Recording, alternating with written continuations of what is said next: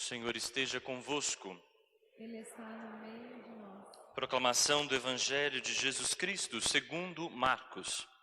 Glória a vós, Senhor. Início do Evangelho de Jesus Cristo, Filho de Deus. Está escrito no livro do profeta Isaías: Eis que envio meu mensageiro à tua frente, para preparar o teu caminho. Esta é a voz daquele que grita no deserto: preparai o caminho do Senhor, endireitai suas estradas. Foi assim que João Batista apareceu no deserto, pregando um batismo de conversão para o perdão dos pecados. Toda a região da Judéia e todos os moradores de Jerusalém iam ao seu encontro. Confessavam os seus pecados e João os batizava no Rio Jordão. João se vestia com uma pele de camelo e comia gafanhotos e mel do campo. E pregava dizendo: depois de mim virá alguém mais forte do que eu. Eu nem sou digno de me abaixar para desamarrar suas sandálias.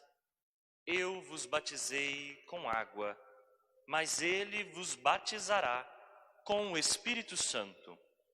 Palavra da salvação. Glória a vós, Senhor.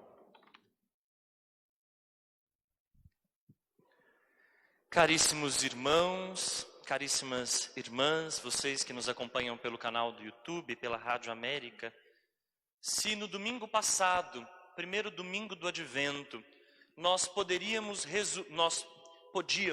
resumir toda a liturgia com a palavra vigiai, hoje, neste domingo, nós podemos resumir a liturgia com a palavra preparai.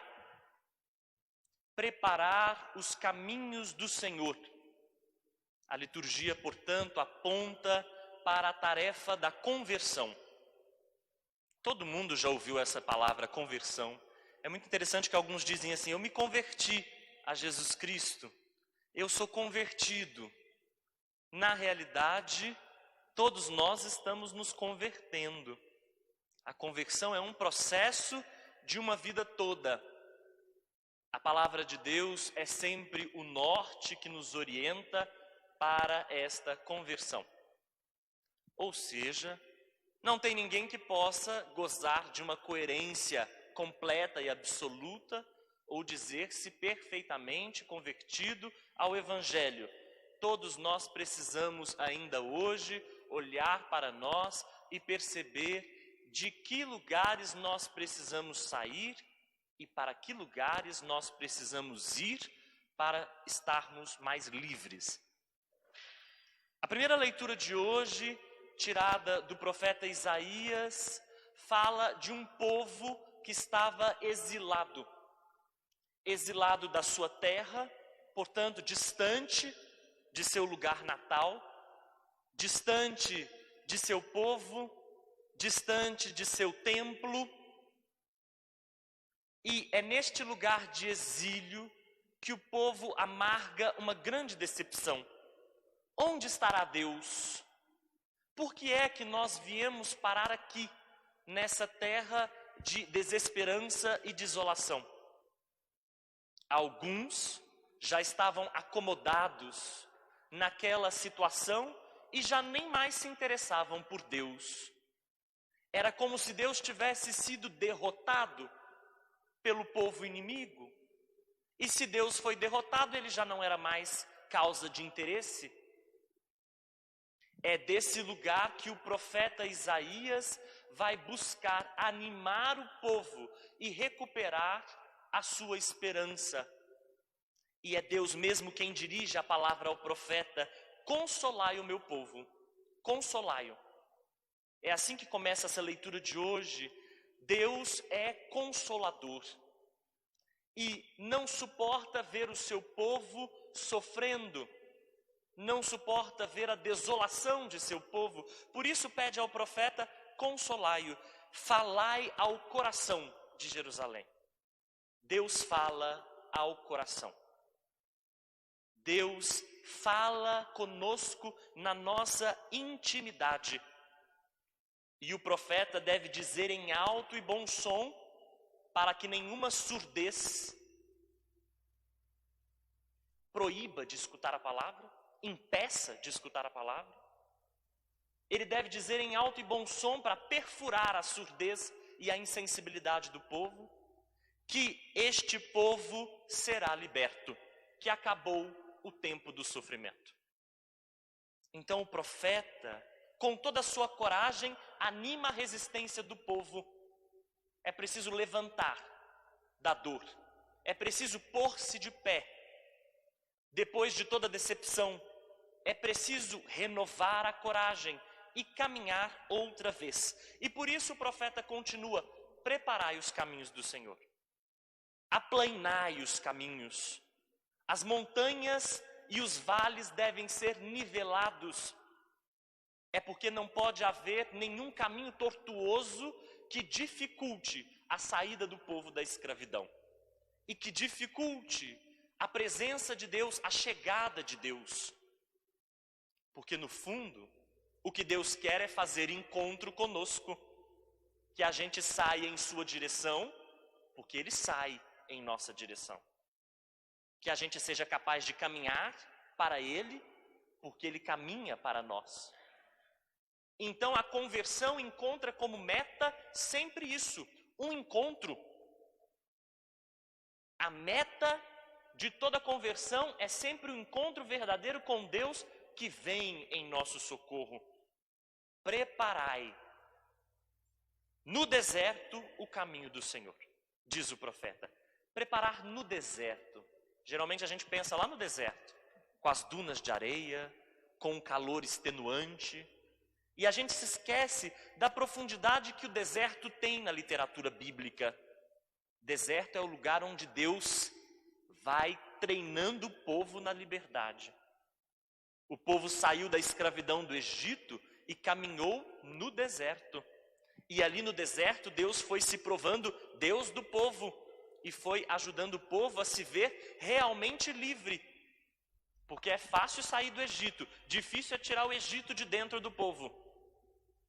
E por isso mesmo é preciso de novo, mais uma vez, preparar no deserto um caminho para o Senhor. Ou seja, conversão tem a ver com libertação. Tem a ver com ir deixando as amarras, ir deixando os pesos, ir deixando as algemas, os grilhões, tudo aquilo que nos impede de ser, que nos impede de viver, que nos impede de ser livres, é sair do nosso exílio.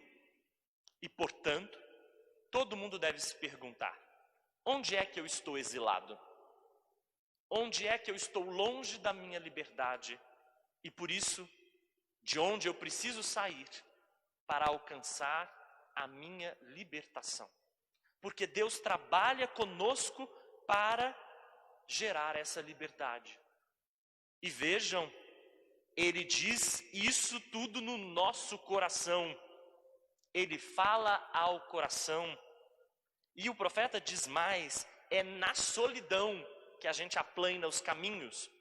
Ou seja, é nesse espaço intimíssimo com Deus, nesse espaço de experiência de encontro com Deus, é que a gente começa a fazer as nossas saídas. Em seguida, o profeta termina dizendo que Deus é um pastor.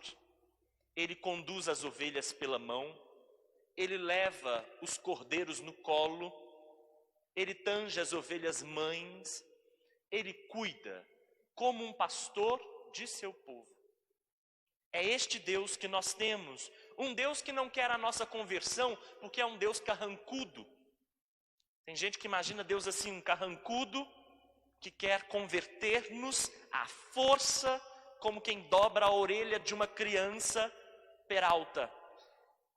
Ou como um Deus com chibata, guiando o seu povo para que seu povo não se perca. O retrato de Deus que o profeta faz é o retrato cuidadoso de um pastor que não quer que ninguém se perca, que quer acolher a todos, salvar a todos, que quer consolar o seu povo, que quer falar ao coração do seu povo, que quer alimentar o seu povo de esperança.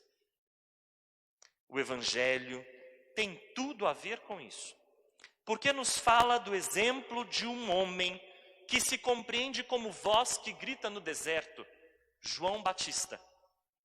De novo aparece o deserto.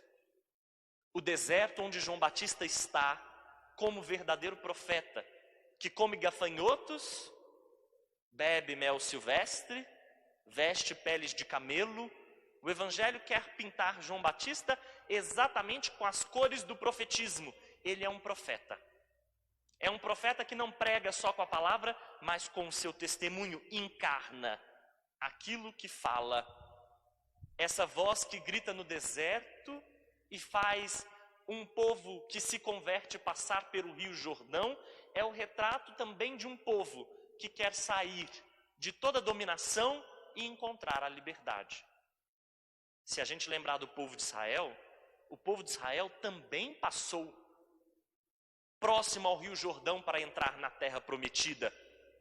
Não é à toa que o Evangelho de Jesus Cristo começa assim, para dizer que Jesus é quem leva a gente para a terra prometida definitiva, que é o encontro com Deus, que é a experiência de um Deus misericordioso, amoroso, de um Deus consolador. O Evangelho começa assim, início do Evangelho de Jesus Cristo. Evangelho, gente, não é uma palavra que aparece na liturgia. Evangelho é uma palavra que aparece no império. Quando o imperador queria dar algum mandato, esse mandato era chamado de evangelho. Quando ele ia fazer alguma obra, evangelho. Quando nascia um filho do imperador, a notícia era chamada de evangelho. Então, o evangelista Marcos arranca isso do contexto imperial para dizer assim, não vem boa notícia nenhuma do império. De Roma não vem boa notícia. A boa notícia é de Jesus Cristo. E ele diz mais, Filho de Deus. O povo de Israel esperava o filho de Davi. O povo de Israel esperava o Salvador para o povo. O Salvador particular. E de repente o Evangelho de Marcos fala que Jesus Cristo é o Filho de Deus. Não veio para salvar só um povo, veio para salvar a humanidade inteira. E o Evangelho todinho vai ser mostrar justamente que Jesus é o Filho de Deus. João Batista, como voz, prepara os caminhos para que o Senhor venha ao nosso encontro e a gente possa também encontrá-lo. E todos nós precisamos nos assemelhar a São João Batista nesse sentido. A gente também precisa abrir os caminhos para que o Senhor venha ao nosso encontro.